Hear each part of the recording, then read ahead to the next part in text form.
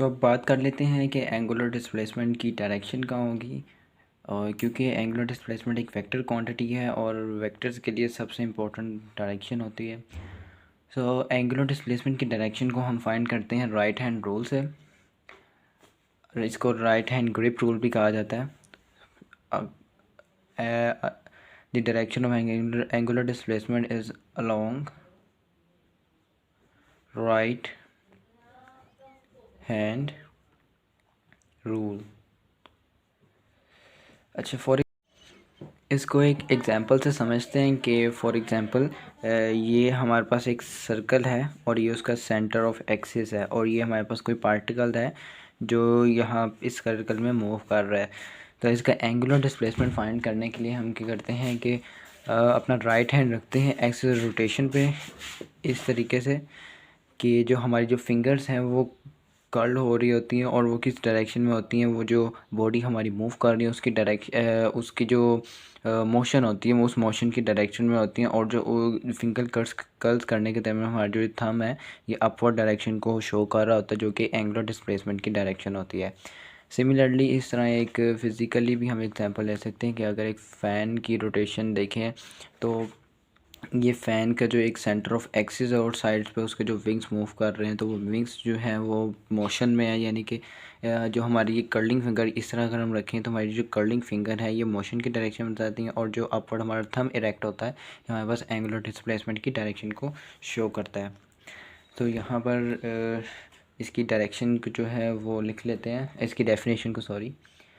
Right hand rule की right hand इसको grip rule भी कहा जाता है और इसको स्क्रू रूल भी कहा जाता है। तो क्या होगी, ग्रैस्प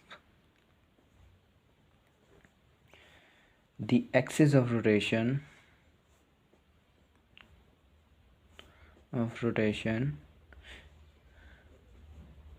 कि जो आपको एक्सिस ऑफ रोटेशन है उस पर आपने अपना हैंड रखना है, यानी कि उसको पकड़ना है, ग्रैस्प करना है इन विद राइट हैंड या in right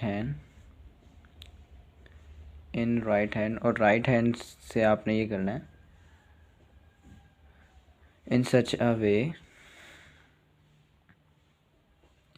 a way your fingers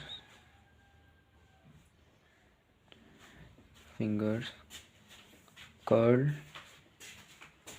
in the direction of motion, and thumb points and your erect thumb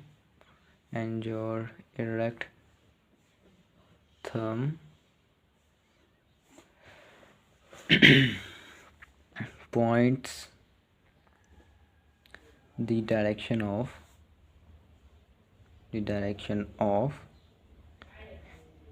angular displacement. यहाँ पे इसको मैं ए और जी लिख देता हूँ, एंगुलर डिस्प्लेसमेंट। तो ये थी हमारे पास एंगुलर डिस्प्लेसमेंट की डायरेक्शन को कैसे फाइंड करते हैं। लेकिन अगर जनरली देखा जाए, अगर हम लीनियर डिस्प्लेसमेंट की बात करें कि लीनियर डिस्प्लेसमेंट फॉर एग्जांपल जो स्ट्रेट लाइन में मूव करते हैं, ये बॉडी यहाँ पर है, फॉर एग्जांपल एक कार है, ठीक है, और वो इस तरह लीनियर डिस्प्लेसमेंट वो में यानी कि उसके अंदर हो रही है तो ये स्ट्रेट लाइन में मूव कर रही है तो उसकी लीनियर डिस्प्लेसमेंट भी इस तरफ ही होगी। अगर कोई बॉडी जो है वो ऊपर जा रही है तो उसकी लीनियर डिस्प्लेसमेंट भी अपवर्ड होगी, बॉडी को नीचे जा रही है उसकी लीनियर डिस्प्लेसमेंट भी डाउनवर्ड ही होगी, और एक सेंस भी यही बनती है। और जब हम एंगुलर डिस्प्लेसमेंट की बात करते हैं, जो मोशन है वो इस तरफ हो रही है लेकिन उसका जो एंगुलर डिस्प्लेसमेंट है वो अपवर्ड हम बता रहे हैं। तो इसको एक एग्जांपल से समझते हैं कि फॉर एग्ज़ाम्पल जैसे आप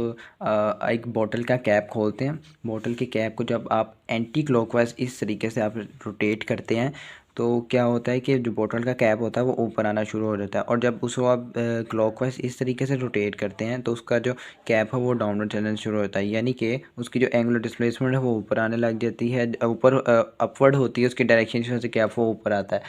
तो इस तरह हम जो है अगर एक स्क्रू की भी एग्जांपल लें कि अगर आप कोई स्क्रू ओपन करते हैं तो जब आप उसको एंटी क्लॉकवाइज रोटेट करते हैं तो वो खुलना शुरू हो जाता है, ऊपर को आना शुरू हो जाता है। लेकिन जब आप उसको क्लॉकवाइज रोटेट करते हैं तो उसकी डाउनवर्ड एंगुलर डिस्प्लेसमेंट आने लग जाती है। तो इस तरीके से हम एंगुलर डिस्प्लेसमेंट जो है एक ईजी तरीके से उसको अंडरस्टैंड कर सकते हैं। बाज़